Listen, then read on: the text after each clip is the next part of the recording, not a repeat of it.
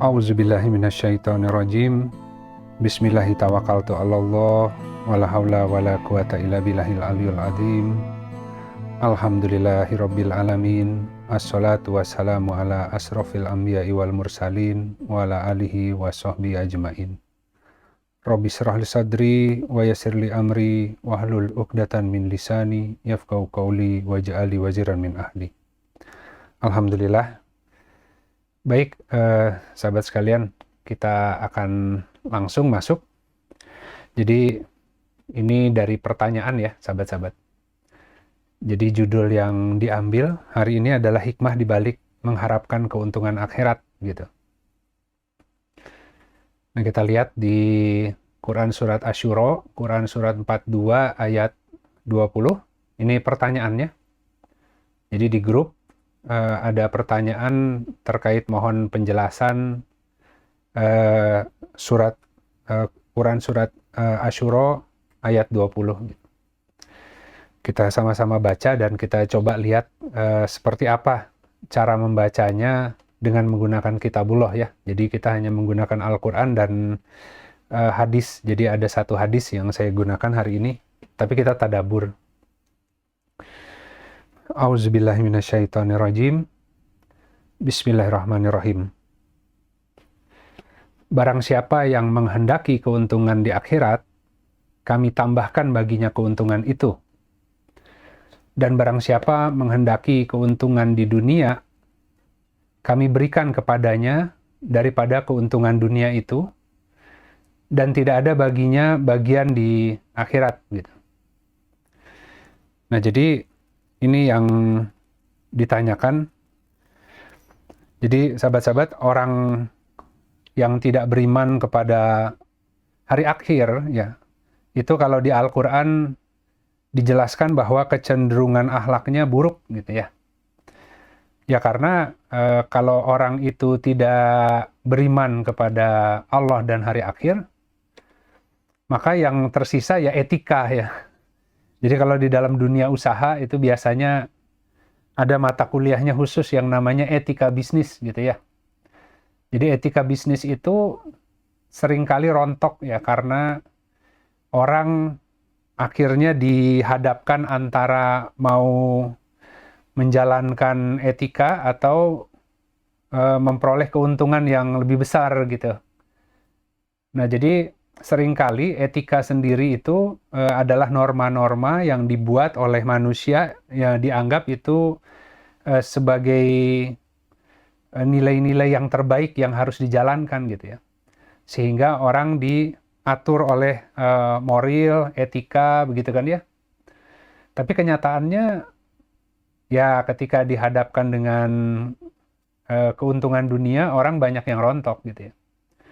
Nah, demikian juga orang yang tidak beriman kepada hari akhir, bahwa setelah kehidupan ini ada kehidupan berikutnya, di mana kita harus mempertanggungjawabkan ya semua amalan yang kita lakukan di sini. Nah, maka orang menjadi punya tadi ya motivasi lah begitu ya. Ya kalau dia berbuat baik di dunia, ya tentu dia yakin bahwa semua kebaikan ini akan Allah lipat gandakan dan Allah balas nanti di akhirat gitu ya. Dunia ini penuh kesulitan, tapi kalau dia berhasil menempuhnya, maka ketika ajal dia akan masuk ke alam-alam berikutnya, dimulai dengan alam kubur, tapi di sana dia diberikan macam-macam kenikmatan. Nah, juga beda halnya ketika dia terdorong oleh keinginan ya dan syahwat untuk mengambil segala macam bentuk kenikmatan dunia yang melalaikan, dia juga diingatkan bahwa ini sebentar aja ya. Nanti kalau semuanya dinikmati tapi kemudian kembali tidak dalam keadaan yang Allah ridhoi, wah repot di sananya dibersihkan gitu. Jadi kalau dunia itu nggak sampai sehari di Al-Quran dikatakan ya. Jadi satu hari di alam barzah aja sudah 1000 tahun alam dunia gitu ya. Belum lagi alam akhirat yang jauh lebih panjang dan kekal. Nah, jadi semua kenikmatan meskipun kita katakan 20 tahun, 30 tahun menikmati semuanya di dunia gitu.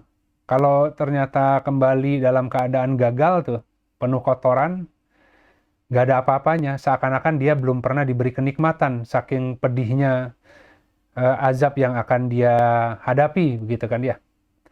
Nah itu kan hanya bisa diyakini oleh orang yang beriman kepada hari akhir ya. Kalau orang yang keyakinannya tidak berdasarkan iman yang benar, misalkan ya hidup hanya sekali aja. Kalau orang sudah mati ya sudah, ya kita nggak akan dibangkitkan, kita tidak akan menghadapi pertanggungjawaban ya. Maka gunakanlah waktu di dunia untuk semua kesenangan yang diinginkan karena hidup hanya sekali gitu kan ya. Atau kalau dikatakan ini sebentar lagi mati gitu kan, wah sudah, lakukan aja segala sesuatu tanpa batas, yang penting kita bisa menikmati, karena udah mati ya sudah, selesai gitu. Nah, kalau kita justru orang beriman, kalau tahu ajal sudah dekat lebih khusyuk hatinya ya, takut dia ya. Dia berharap semoga kalau ajal datang dia yakin bahwa amalnya kurang gitu. Nah, semoga Allah tadi mengampuni dan kemudian merahmati, sehingga yang kurang itu Allah yang mencukupi gitu kan. Dia hanya mampu beramal sesuai yang hari ini sudah dia lakukan gitu kan. Tapi ada harapan itu kepada Allah, pada rahmatnya Allah. Itu lebih selamat ketimbang orang yang mengandalkan amalnya, yakinlah saya sudah beramal banyak, kalau mati nggak mungkin lah orang kayak saya akan Allah siksa begitu ya. Nah itu lebih mengandalkan ikhtiarnya sendiri ketimbang rahmat Allah.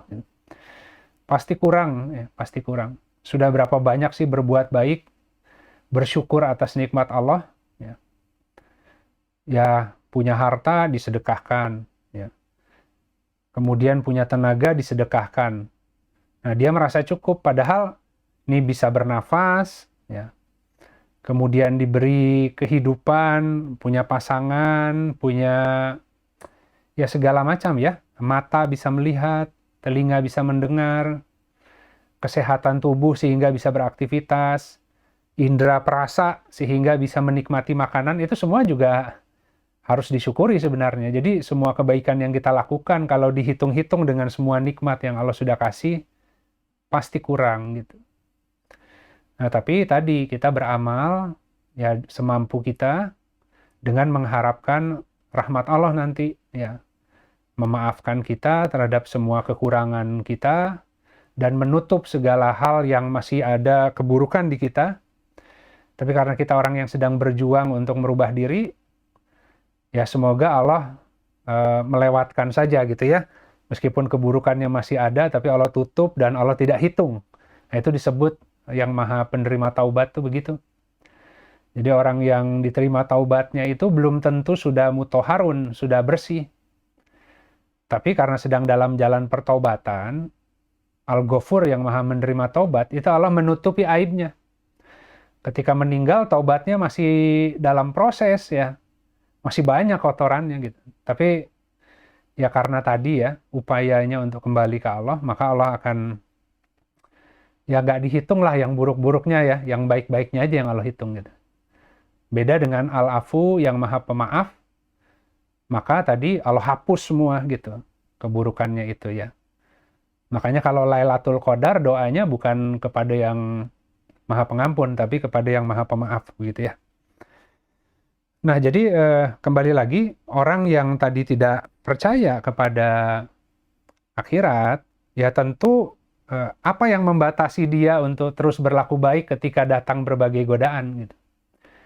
Dalam kondisi normal mungkin bisa, tapi karena syaitan itu aktif terus-menerus ya, menggoda, akhirnya tembus juga gitu. Ya kecuali kalau tadi orang yang ya ini meskipun sangat menarik iming-iming dan godaan yang disodorkan oleh syaitan ya melalui tadi syahwat dan hawa nafsu, tapi kemudian dia diingatkan bahwa ini kalaupun saya ambil mungkin nikmatnya sebentar gitu. Tapi kalau itu mengandung hal yang Allah tidak senangi, maka nanti saya juga akan diadili lah begitu kan ya, dihisab ya. Nah itu sahabat-sahabat. Jadi kembali lagi bahwa barang siapa yang menghendaki keuntungan di akhirat, Allah tambah keuntungannya gitu. Ya tentu tadi, kan kalau dia mengharapkan keuntungan akhirat, ya tentu dia harus beriman kepada akhirat. Ya. Kalau dia beriman kepada akhirat, maka semua iming-iming dunia itu relatif bisa lebih terkendali gitu ya. Jadi kerakusan terhadap dunia itu tidak membuat dia tergelincir gitu. Tapi bayangkan kalau kalimatnya adalah barang siapa yang menghendaki keuntungan dunia, itu kan ya. Karena yang dari awal yang diharapkan adalah keuntungan dunia gitu. Ya akhirat itu percaya secara teori gitu. Ya, banyak orang yang sudah memeluk agama Islam katanya percaya akhirat, tapi ya itu tadi ya, dalam mengejar dunia seakan-akan akhirat nantilah gitu ya, yang penting dunianya dapat dulu, nanti setelah itu kita bisa taubat, kita bisa sedekah. Padahal Allah nggak menerima yang baik-baik, yang buruk-buruk ya. Allah hanya menerima yang baik-baik gitu. Nah jadi yang disebut tadi orang yang mengharapkan dunia, ya karena yang menjadi incarannya dunia, maka kan orang mudah ditipu, digoda ya, terhadap sesuatu yang menjadi incaran atau harapannya. Pengen kaya, ya pengen punya uang, gampang ditipu sama investasi bodong ya. Pengen punya motor tapi nggak mampu, gampang ditipu dengan skema-skema tadi. Skema apa namanya, membuat jaringan member get member gitu ya. Pakai rumus piramida, bayar motornya di diskon, asal bawa 3 orang atau 5 orang daftar di jaringan itu gitu. Nanti dia dapat motor. Nah kalau dia saking pengennya, dia nggak melihat bahwa skema itu agak aneh gitu ya. Sama dengan kalau seandainya orang, ya kalau sekarang skema itu udah jahat ya, alam setan tuh pandai ya. Bahkan kadang-kadang orang ingin naik haji saking inginnya, tapi kemampuannya katakan belum cukup, ya. Maka kemudian tadi yang skema motor itu diganti dengan judulnya haji murah, tapi suruh cari downline gitu ya. Jadi orang memang agak sulit dengan ilmu tawakal itu gitu. Jadi dia menganggap bahwa tawakal itu ya seperti itu bagian dari tawakal, padahal sebenarnya belum tentu. Nah jadi bentuk iming-imingnya bisa apa saja gitu. Bahkan orang yang menginginkan kebaikan pun di luar kemampuan, itu bisa dijadikan skema investasi bodong lah ya, untuk menipu orang gitu. Nah kira-kira itu sahabat-sahabat. Jadi rakus terhadap dunia itu ya harta, kedudukan, nama baik ya. Tadi kalau orang misalkan mengharapkan keuntungannya dunia karena tidak beriman ya kepada hari akhir, meskipun dia orang yang baik, tapi godaannya itu terlalu dahsyat gitu.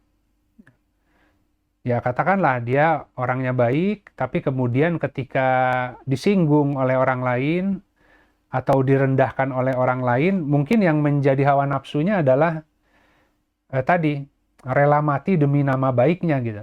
Padahal kalau orang beriman itu ya kadang-kadang Allah izinkan difitnah, kadang-kadang Allah izinkan digibah gitu ya. Nah, kita nggak boleh juga terlalu mengklarifikasi diri gitu. Kita harus tawakal ke Allah. Kita menjelaskan sesuai dengan, ya kita menyikapi sesuai dengan tuntunan Al-Quran gitu. Karena alam syaitan kalau ya berusaha mencari perkelahian ya.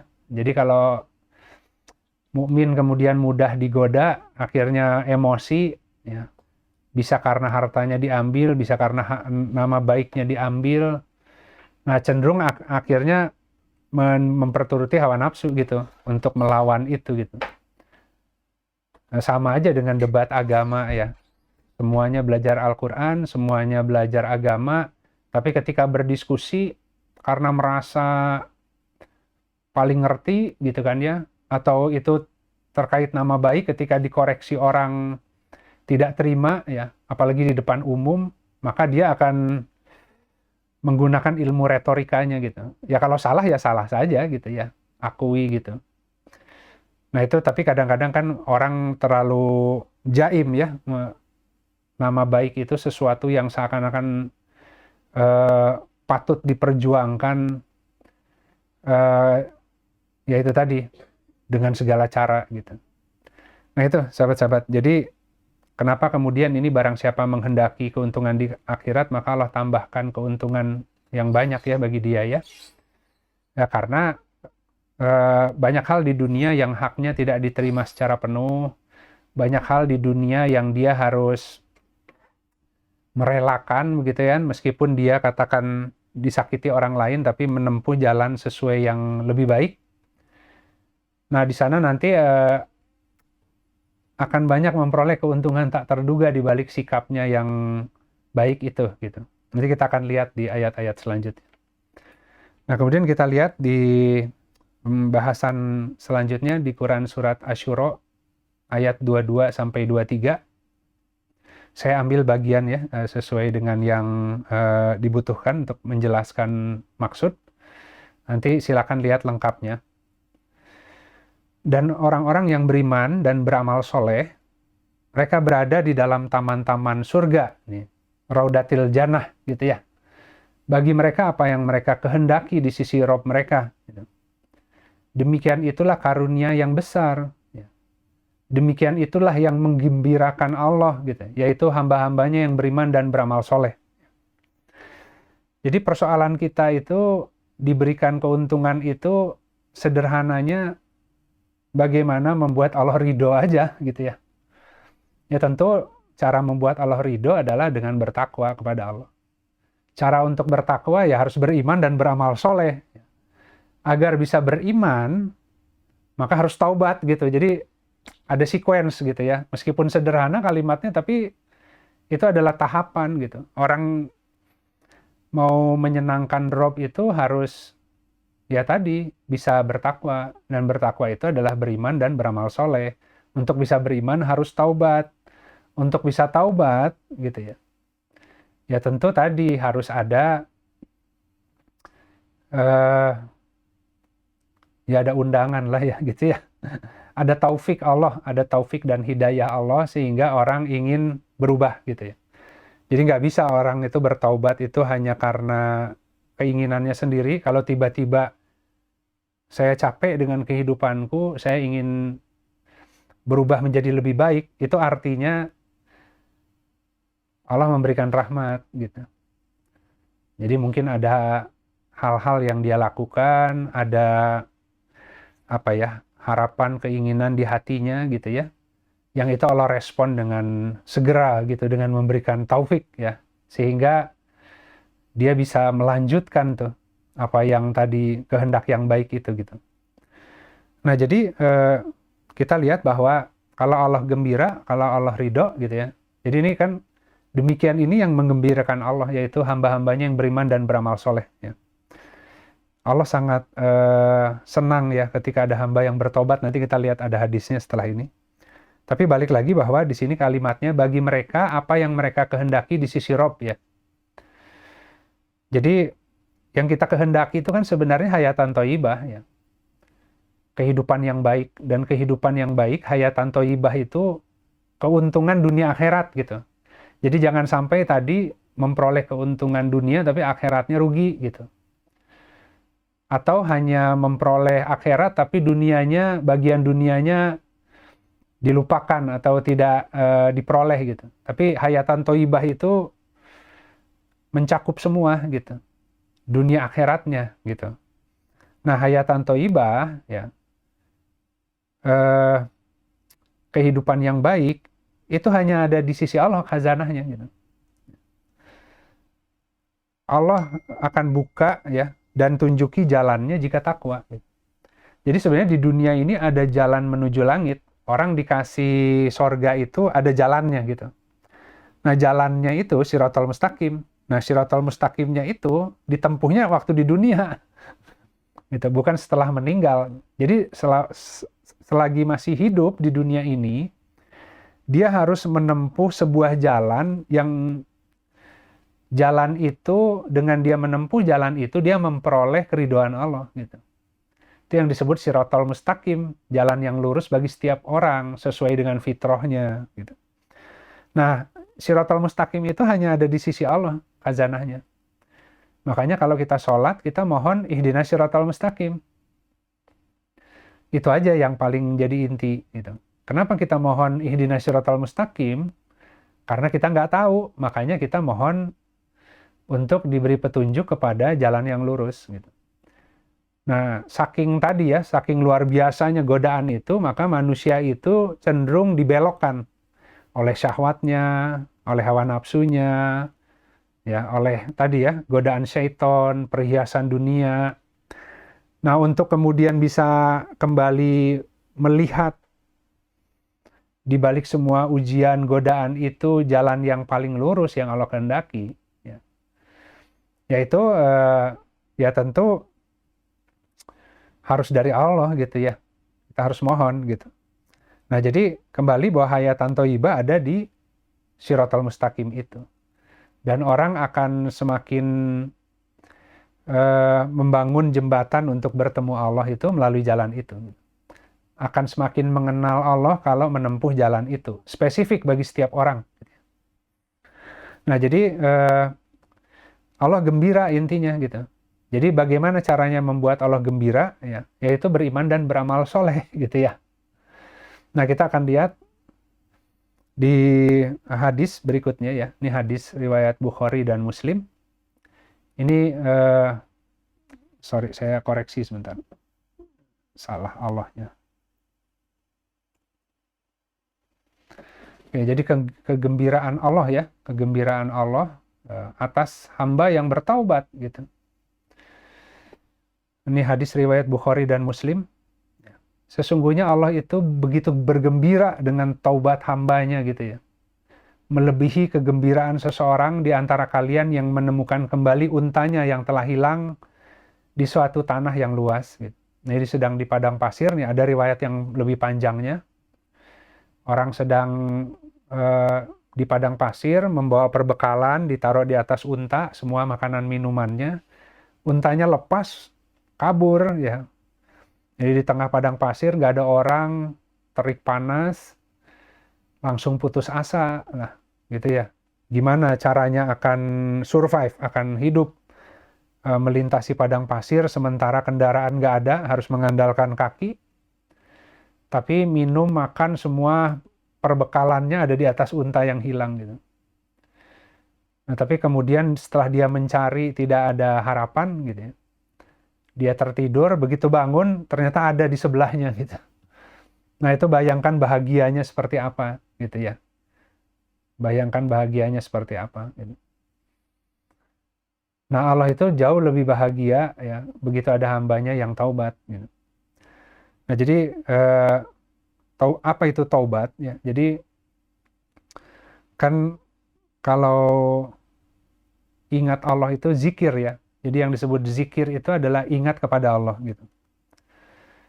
Nah, biasanya kita itu, manusia itu pada umumnya itu lupa atau lalai gitu. Ya.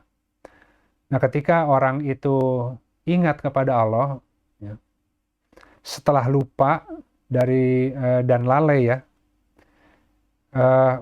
dan kemudian kembali taubat, ya, itu sama dengan ketika kita lahir ke dunia ini.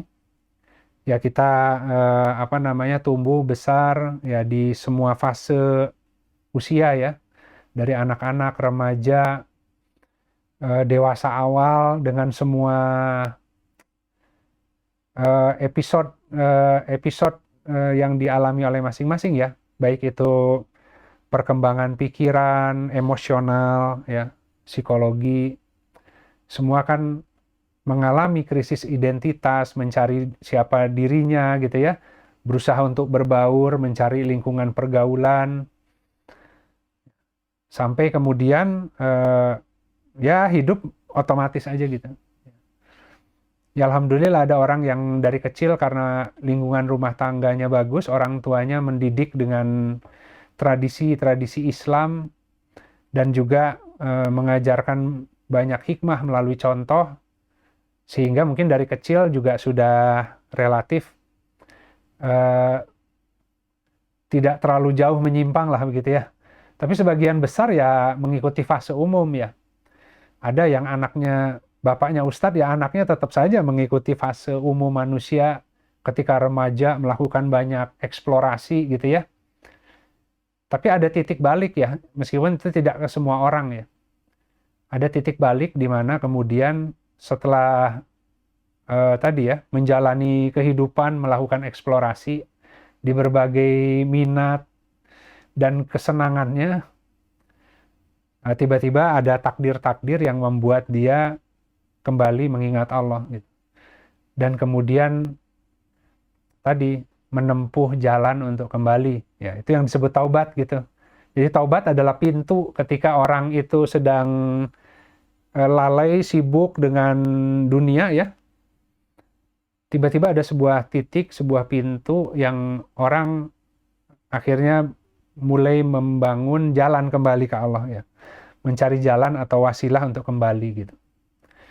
Nah itu taubat ya.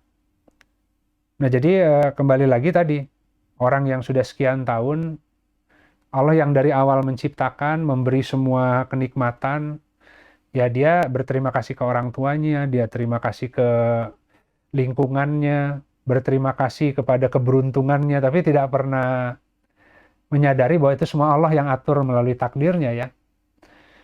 Nah barulah di titik tertentu dia ketika mulai ingat lagi kepada Allah, Allah menjadikan dia ingat kepada dirinya. Bahwa sebenarnya dari awal sampai hari ini pun tidak ada satupun yang bukan Allah yang atur gitu.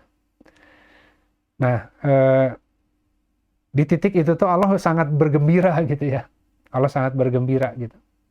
Jadi orang yang kemudian sampai ke titik itu dan berusaha kembali ke Allah, Allah itu udah senang. Tentu itu terus dilanjutkan kalau dia memang orang yang bertaubat, taubatnya bukan taubat angin-anginan, tapi taubatan nasuha. Yaitu kalau taubatan nasuha, yaitu dengan beriman dan beramal soleh, dan menghindari dari tadi, melakukan dosa, mengikuti hawa nafsu, ya. Itu yang disebut taubatan nasuha. Jadi benar-benar ingin kembali kepada Allah, buktinya dia akan beriman dan beramal soleh. Gitu. Jadi kalau orang mengaku taubat tapi tidak gemar belajar, tidak beriman kepada Allah, kepada kitabnya, kepada malaikatnya, kemudian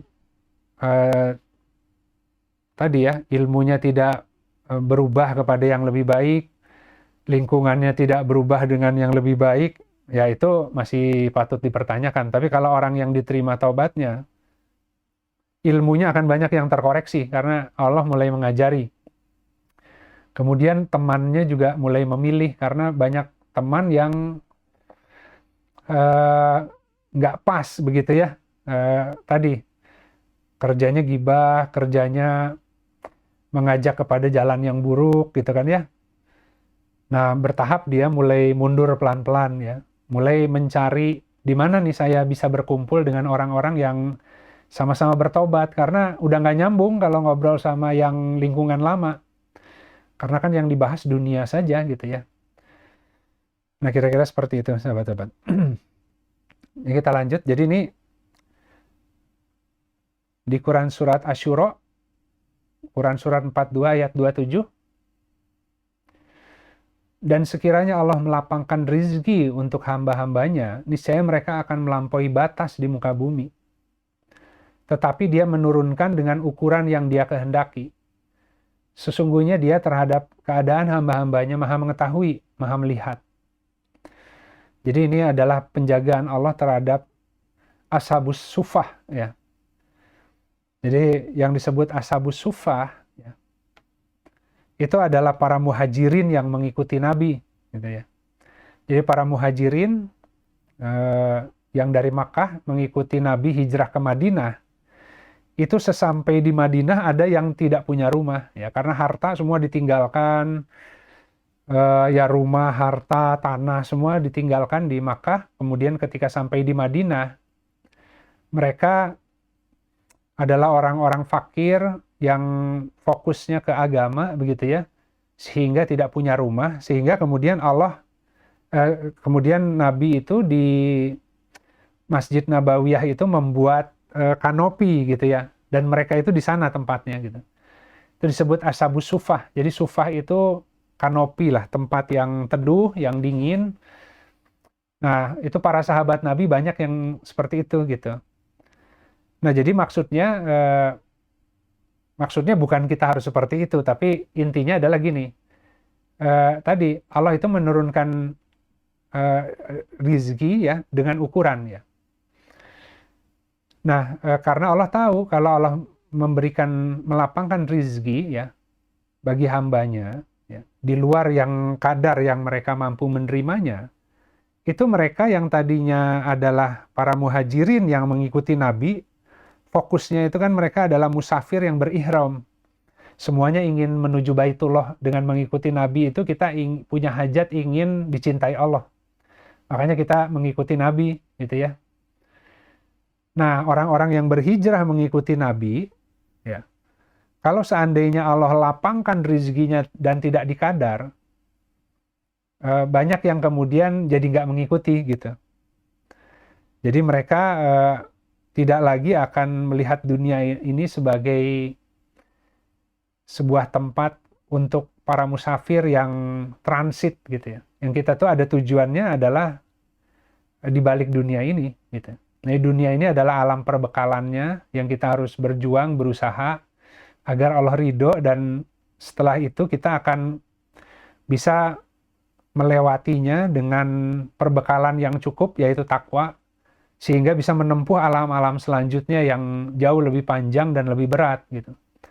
Tapi kalau perbekalannya cukup ya ringan saja gitu ya. Dan nanti akan memperoleh kebahagiaan, dan kebahagiaan tertinggi itu di sorga tertinggi orang-orang yang bisa melihat Allah gitu. Jadi Nabi sedang mengajak kita untuk ke sana gitu. Kalau ya sederhananya sorganya itu sorga yang bareng Nabi lah gitu ya. Sabikun asabikun gitu. Nah tapi kembali lagi, ini adalah cara Allah ya menjaga terhadap ashabus suffah gitu. Jadi orang-orang yang justru yang tidak beriman itu seringkali Allah berikan full gitu ya. Tapi kalau orang beriman itu meskipun sudah berjuang, sudah berusaha, tapi Allah kasihnya sesuai kadarnya aja gitu kan. Ya sampai akhirnya mereka itu yakin dengan kadar Allah itu, bahwa Allah yang lebih ngerti, Allah yang tahu, ilmu Allah, keadilan Allah itu jauh di atas ilmu dan pemahaman kita. Jadi yakinlah kalau Allah mengatur sedemikian, itu adalah yang terbaik. Nah, ketika kita ridho, malah Allah tambah gitu ya. Malah Allah tambah gitu. Jadi rezekinya orang beriman itu bukan karena usaha kerasnya, tapi karena ketaatannya kepada Allah kalau di dunia itu. Jadi hukumnya seperti itu. Ya karena Allah menghendaki kebaikan ya bagi orang beriman itu. Nah, kita akan lanjut. Kemudian ini agar manusia mampu bertawakal ya. Di Quran Asyura ayat 28, dan dialah yang menurunkan hujan dari apa yang sesudahnya mereka berputus asa. Dan dia menebarkan rahmatnya, dan dialah yang maha pelindung, maha terpuji. Jadi sahabat-sahabat lihat di sini, Allah menurunkan hujan ya dari apa yang sesudahnya mereka berputus asa. Ini maksudnya kalimat itu adalah dia itu sudah mengandalkan ikhtiarnya ya, berjuang untuk memperoleh sesuatu dengan kekuatannya sendiri ya. Setelah menempuh A, B, C, D, tapi tidak menemukan keberhasilan gitu ya. Atau nyaris gagal gitu ya. Nah, dibalik ketika upayanya itu sudah maksimal, hasilnya nggak kelihatan akan berhasil, mulai putus asa, tiba-tiba Allah kasih gitu. Nah, kalau Allah nggak ngasih episode seperti itu dalam kehidupan, setiap berusaha keras berhasil, orang akan mengatakan ya jelas berhasil, usahaku juga hebat katanya. Tapi seringkali sudah usahanya hebat, di ujungnya itu mau gagal gitu. Begitu udah mau gagal, mau berantakan, tiba-tiba ada jalan pertolongan, akhirnya jadi berhasil gitu. Nyaris gagal gitu ya. Tapi di momen ujung itu menentukan. Gitu. Nah itu cara Allah itu membuat orang itu agar tahu bahwa keberhasilan dia itu kalau bukan atas izin Allah, nggak akan terjadi meskipun usahanya hebat gitu. Tapi kalau sudah berhasil, sudah berusaha, ikhtiar, di ujungnya mau gagal, nah biasanya kan orang itu yang terlalu mengandalkan akal itu berdoanya di ujung soalnya. Waktu awalnya merasa kemampuannya bisa begitu ya, menghadapi segala sesuatu, dia lakukan dulu. Tapi ketika di ujung kurang dan nyaris gagal, dia berdoa, ya Allah mohon pertolongan, tiba-tiba dikasih gitu. Jadi orang-orang yang kemudian dibuat ingat Allah, yakin Allah itu karena ya seperti itu gitu. Orang sih lihatnya, wah pantas dia berhasil, usahanya keras. Tapi orang nggak tahu episode yang dia hadapi ya. Bahwa di balik keberhasilannya itu ada momen-momen nyaris gagal yang ternyata ketika dia menyerahkan ke Allah, baru dikasih jalan yang lebih mudah di situ gitu. Tapi tadi yang disebut nyaris gagal itu, ya itu adalah keberhasilan di ujung batas ikhtiar ya. Allah sering ngasihnya gitu. Nah, ada dua kemungkinan. Pertama adalah yang tadi yang saya sampaikan. Ketika sudah berjuang keras, di ujung ikhtiarnya itu, kemudian dia menemukan keberhasilan sesuai yang dia rencanakan. Gitu.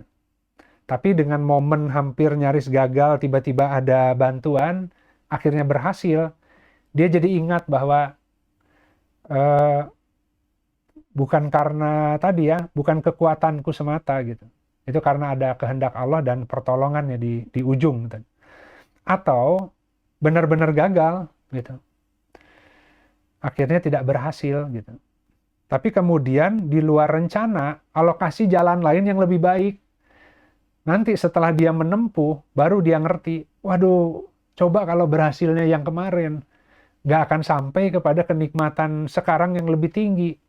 Untungnya dulu alokasi gagal. Nah itu artinya, ya itu juga, Allah turunkan hujan ketika mereka berputus asa, sesudah mereka berputus asa. Jadi jangan sampai kita menghakimi sebuah kondisi, sudah berusaha gagal, padahal itu belum selesai skenarionya. Itu gagal karena justru Allah melihat di balik jalan itu banyak keburukan ya. Dikasih yang lebih baik, nanti dia akan ngerti gitu. Nah ini ayat itu seperti itu. Jadi sesudah mereka berputus asa, Allah menebarkan rahmatnya gitu. Nah Allah yang maha pelindung, maha terpuji kan. Dia wali ya. Dia adalah pelindung bagi orang-orang yang bertakwa ya. Dan Al-Hamid ya, yang maha terpuji gitu. Ya, nanti akan memuji Allah tuh. Alhamdulillah kalau ngerti. Jadi kalau nggak sabar, marah-marah di awal, ya akhirnya melakukan hal-hal yang Allah tidak senangi, ya musibah yang datang. Tapi kalau dibalik semua kegagalan itu kemudian berusaha membaca kenapa ya Allah tidak kasih keberhasilan lewat jalan itu, jangan-jangan Allah mau kasih lewat jalan lain, ikut aja gitu ya. Nanti di ujungnya itu dia akan bisa menyatakan Alhamdulillah ya. Karena Alhamdulillah itu sesuatu yang luapan rasa syukur dari hati sehingga keluar pujian. Kalau kita kan hari ini itu jadi latah. Alhamdulillah, alhamdulillah gitu ya. Ya alhamdulillah dapat segini juga, ya harusnya lebih banyak gitu. Jadi alhamdulillah itu jadi statement yang kosong. Padahal alhamdulillah itu sebuah luapan syukur ketika Allah membuktikan sesuatu dan kemudian kita menyadari ya, dan itu perasaannya itu tak tertahankan sehingga mengeluarkan pujian kepada Allah. Nah, kalau di Al-Fatihah ya alhamdulillahirabbil alamin gitu. Sebelum mengerti Allah Rabb al-Amin itu apa yang dilakukannya, ya nggak bisa kita alhamdulillah gitu. Kan Allah yang memelihara semua alam semesta, memelihara kita, mendesain takdir yang terbaik. mengatur semua dengan kadarnya. Ya, kalau kita nggak paham itu nggak bisa, alhamdulillah gitu. Ya, alhamdulillah itu kan ketika melihat tidak ada yang sia-sia dalam penciptaan. Itu sahabat-sahabat. Jadi perkataan-perkataan yang berat lah. Itu alhamdulillah. Karena doanya orang-orang beriman itu adalah ya hanya alhamdulillah sebenarnya. Gitu. Dikasih musibah pun alhamdulillah. Gitu. Kenapa? Karena di balik musibah itu ada kebaikan. Allah hendak mengkoreksi ya daripada kita semakin salah dan celaka gitu. Sebentar ya, saya izin minum.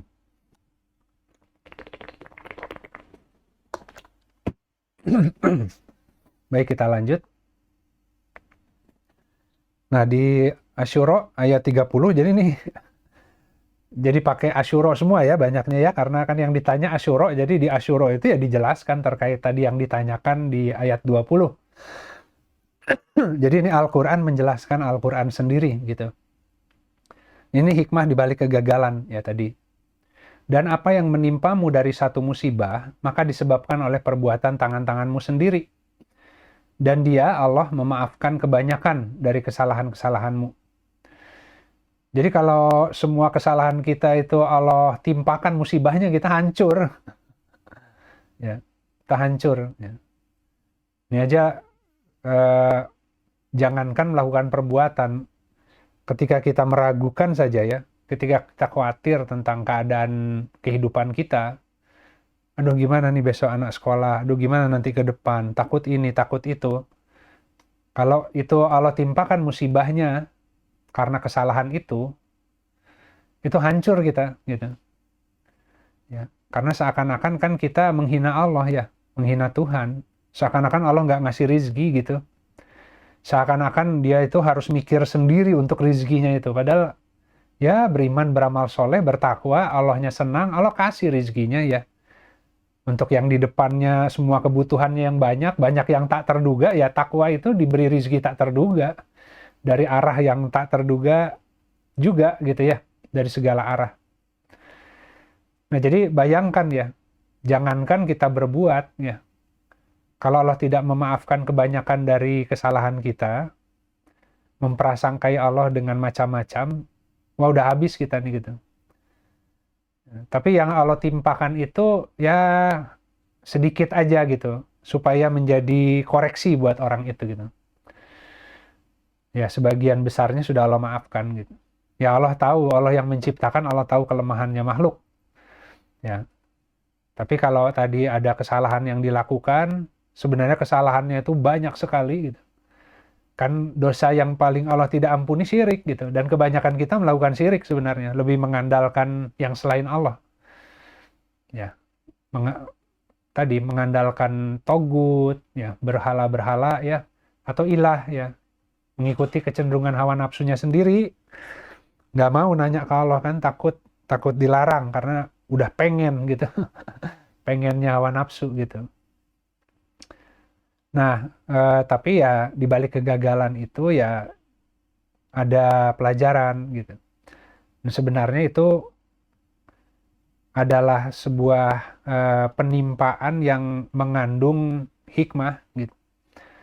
Nah, orang harus tahu, orang bisa baca gitu. Jadi kalau hari ini kita ditimpa musibah yang menurut kita atau menurut manusia ukurannya berat, berarti kesalahannya itu besar sekali gitu. Sehingga yang Allah sisakan, yang setelah dimaafkan itu pun masih segede itu terasanya gitu. Ya tapi alhamdulillah ya, karena kan orang berbeda-beda. Yang penting bukan masalah musibah yang menimpanya kecil atau besar gitu. Ditimpa musibah kecil nggak sadar-sadar itu lebih parah ya. Mendingan ditimpa yang besar tapi langsung ingat Allah, langsung taubat, langsung mendekat. Tapi lebih enak lagi kalau diperingati dengan halus, kecil-kecil langsung ikut gitu. Jadi nggak perlu heboh hidupnya tuh gitu ya. Itu kira-kira seperti itu. Baik, kita lanjut. Nah ini di Quran Asyura ya, ayat 33. Jika dia menghendaki, dia akan menenangkan angin. Maka kapal-kapal menjadi tenang berlayar di permukaan laut atau berhenti bergejolak. Sesungguhnya pada yang demikian itu terdapat tanda-tanda bagi setiap orang yang bersabar dan bersyukur. Jadi kalau sahabat-sahabat nanti lihat terjemahannya di Al-Quran, tidak seperti ini gitu ya. Ini terjemahan itu saya baca lagi, tilawahnya saya cari ayat-ayat yang memperkuat gitu ya. Saya baca tafsirnya, saya mohon juga ke Allah. Saya berusaha merangkai sesuai dengan kalimat apa adanya di Quran, dan saya coba memahami sesuai yang Allah ilhami gitu. Jadi di sini terjemahannya ya begini bunyinya ya. Kalau di Al-Quran mungkin terjemahan itu Allah akan memberhentikan kapal ya. Tapi di sini dia menenangkan angin. Ya. Jadi di sini yuskin itu sakinah. Angin yang tadinya keras ya, badai itu, kalau musibah itu kita kayak ditimpa badai ya. Nah, sehingga kita itu nggak bisa bergerak gitu, saking bertubi-tubinya masalah gitu. Tapi kemudian Allah menenangkan angin itu, sehingga si raga ini mulai bisa bergerak lagi dengan tenang, ya, berlayar tanpa gejolak yang terlalu heboh gitu ya. Nah, itu adalah yang orang yang diturunkan sakinah. Makanya kan yang disebut sakinah itu, kalau di kisahnya Raja Tolut ya, itu bukti tanda dia akan jadi raja, maka dia diberikan tabut yang isinya ada peninggalan dari zaman Musa ya dan Harun, dan di dalamnya ada sakinah gitu, ketenangan gitu, sehingga dia bisa pergi berperang gitu, berperang ya, si kendaraannya ini bisa diajak berjihad di jalan Allah, tapi dengan sebuah ketenangan karena Allah menyertai gitu. Jadi kalau kita itu tidak diberi sakinah ya, dalam beramal menuju keberhasilan itu nggak akan mampu. Karena jalan menuju keberhasilan yang sesungguhnya dunia akhirat itu berat gitu. Jadi kita betul-betul harus dipandu oleh taufik Allah, angin yang kemudian membuat kita mudah bertasbih gitu. Nah, kalau anginnya itu tadi dibuatnya badai, nggak bisa. Laut itu nggak bisa dipakai berlayar gitu. Kita sibuk untuk menangani ombak gitu ya.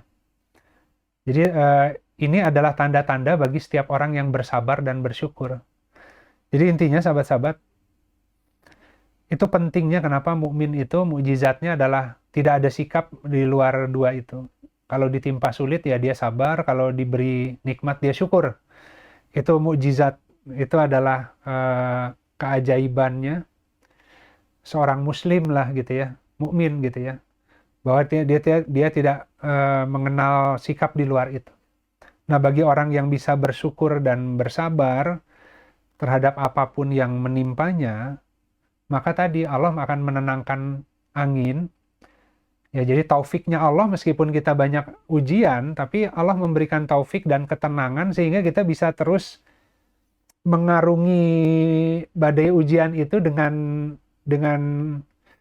apa ya, smooth ya, lancar gitu ya, dengan halus gitu ya. Nah, itu nikmat yang luar biasa ya, ketika orang dimampukan bertasbih. Karena ujian itu kan tricky. Ketika Allah memberikan ujian-ujian dalam kehidupan, itu kalau orang nggak bisa bertasbih ya, sulit sekali tuh. Dari mana mulainya? Mengurai benang kusut. Itu harus Allah yang ajari gitu, sahabat-sahabat. Nah, kita lanjut. Dunia adalah gambaran cermin hati.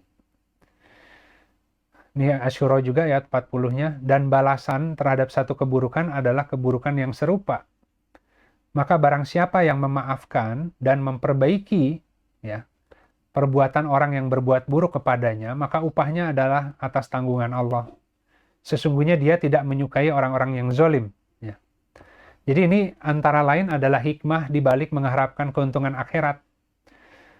Ya, banyak hak yang kita gugurkan gitu ya, demi memperoleh wajah Allah gitu. Makanya di sini dikatakan barang siapa yang memaafkan dan memperbaiki ya perbuatan orang yang berbuat buruk kepadanya. Jadi kalau orang melakukan keburukan kepada kita, kita nggak membalas dengan keburukan. Kita berusaha memperbaiki keburukannya dia itu dengan melakukan sebuah respon yang mungkin di luar dugaan dia.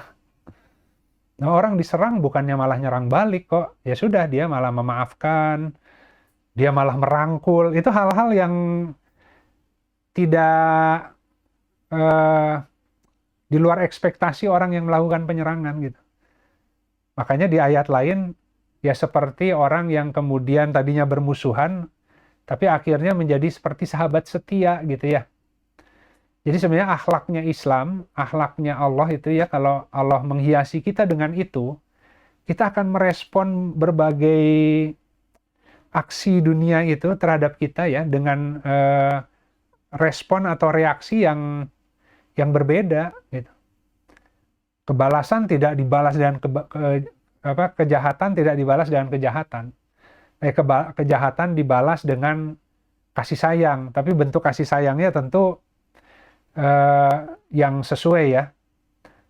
Nah, sehingga orang-orang yang tadinya berbuat jahat pelan-pelan malah jadi ikut gitu ya. Bisa begitu tuh Allah tuh ngasih kekuatan transformasi. Nah, itu hanya bisa bagi orang yang menggugurkan haknya gitu. Tapi kalau orang ngikuti hawa nafsu, disakiti orang, ya dia pengen nyerang balik. Nah, itu juga boleh, kan ada hukum kisos, tapi Allah memberikan janji kalau seandainya tadi dia menggugurkan haknya, dia memaafkan, dan ketika orang berbuat buruk, dia membalas dengan yang lebih baik, bukan yang lebih buruk, maka nanti upahnya Allah yang nanggung gitulah. Ya. Nah, sebenarnya ini dunia adalah gambaran hati. Jadi dunia kita itu ya seperti di kisahnya Nabi Isa kan, ketika ditimpa dengan berbagai macam ujian atau diperlakukan dengan berbagai macam perlakuan, tidak pernah membalas dengan keburukan, keluarnya kebaikan semua. Ketika ditanya kenapa bisa seperti itu, ulama mengatakan itu seperti spons ya.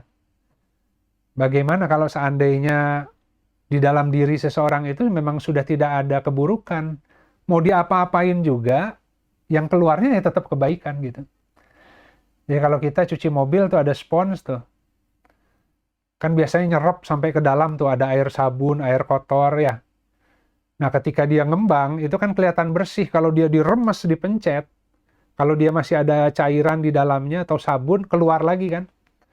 Nah, kalau ada kotoran, keluar juga. Jadi kadang-kadang Allah uji manusia itu ditekan oleh sesuatu, hanya untuk menunjukkan sebenarnya di dalam diri kamu itu masih banyak keburukannya atau lebih banyak kebaikan. Jadi kalau ditekan oleh orang lain, keluarnya balasan kejahatan juga, berarti oh, di dalam dirinya sendiri juga sebenarnya masih banyak. Itu Allah hanya ingin menunjukkan itu gitu. Jadi dunia yang ada di luar itu sebenarnya adalah cermin hati.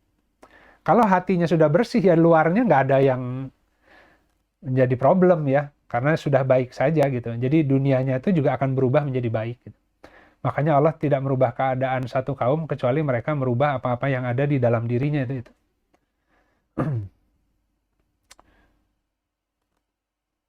Ternyata panjang ya, jadi nanti waktu diskusinya hilang. Ya, saya cukupkan di sini aja, yang lainnya sama ya. Jadi mungkin ini yang terakhir. Ini tadi ya, karena terkait ayat 20, yang 20 di surat Asyura, ini Al-Ahqaf 46 ayat 20. Dan pada hari orang-orang kafir dihadapkan ke neraka, dikatakan kepada mereka, kamu telah menghilangkan semua rizkimu yang baik-baik dalam kehidupanmu di dunia, dan kamu telah bersenang-senang dengannya. Maka pada hari ini kamu diberi balasan dengan azab yang menghinakan dikarenakan kamu berlaku sombong di bumi tanpa mengindahkan al-haq atau kebenaran. Dan dikarenakan kamu telah berbuat fasik gitu ya. Jadi kalau tadi karena mengharapkan dunia, semua kebaikan yang Allah kasih ya dibelanjakannya di dunia juga, uang yang diharapkan dunia. Kalau Allah kasih kebaikan, ya dia sudah punya list belanja kan. Mau punya rumah gede, mau punya mobil yang mewah, mau punya segala macam, mau jalan-jalan keliling dunia. Ya karena yang diharapkan dunia, Itu tadi, begitu uangnya datang, ya dibelanjakannya untuk dunia lagi. Tapi kalau mengharapkan akhirat, kemudian Allah berikan dunia, maka dia akan belanjakan dunia sesuai yang dia butuhkan, sisanya akan dia investasikan untuk hari akhirnya, yaitu dengan bersedekah, ya, membuat berbagai kebaikan, itu seperti itu. Nah ini tanggung lah terakhir ya, di Asyura 45. Jadi, dan kamu akan melihat mereka dihadapkan atasnya atau azab itu dalam keadaan khusyuk dikarenakan kehinaan. Mereka melihat dari sudut pandang mata yang tersembunyi dan berkata orang-orang yang beriman, sesungguhnya orang-orang yang merugi adalah orang-orang yang merugikan diri mereka sendiri dan keluarganya pada hari kiamat. Ingatlah sesungguhnya orang-orang zalim itu berada dalam azab yang tetap. Shadaqallahul azim. Itu sahabat-sahabat. Jadi bagi yang mengharapkan keuntungan dunia, ya ketika diberikan keuntungan itu ya belanjanya untuk dunia, pengharapannya dunia ya. Nah sehingga seringkali melupakan akhiratnya, dan dengan pola belanjanya tadi malah banyak mencelakakan keluarganya gitu. Ya di hari kiamat nanti ya semua akan dipertanggungjawabkan ya. Tapi bagi orang yang Allah menghendaki kebaikan, maka Allah kadar gitu. Ya meskipun tadi dia ingin dunia pun nggak Allah kasih. Ya sesuai aja dengan kemampuannya gitu. Tapi ketika dia harapannya akhirat, dunianya malah baru dikasih gitu. Karena Allah akan memberikan dunia full kalau dunia itu tidak lagi mencelakakan dia bagi orang yang beriman. Jadi di sini yang dimaksud dengan, saya kembali ke ayat yang ditanya, barang siapa yang menghendaki keuntungan di akhirat, kami tambah baginya keuntungannya. Kalau cita-citanya terhadap dunia itu sudah tidak menggebu-gebu, dia ingin beramal soleh, melakukan kebaikan untuk tujuan akhiratnya, gitu, karena dia meyakini itu, maka ketika Allah berikan dunianya, gitu, itu akan dia belanjakan dengan baik, gitu. Justru ketika sudah hilang keinginan terhadap dunia dan ingin beramal soleh, Allah kasih dunianya banyak gitu ya.